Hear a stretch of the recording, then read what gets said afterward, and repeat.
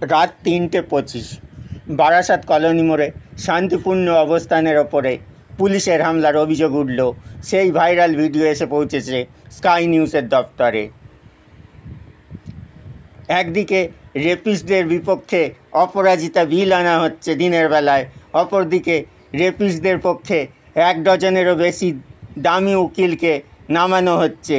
অপরদিকে শান্তিপূর্ণ অবস্থানকারীদের দিকে রাত্রিবেলা পুলিশ দিয়ে সেই অবস্থান ভাঙা হচ্ছে।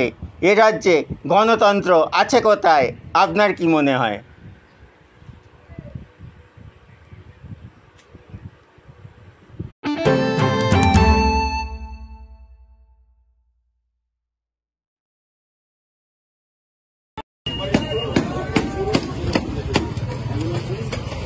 इमरजेंसी सर्विसेज 9 बजे से बंद, सभी यहाँ पे खुला हुआ है। बस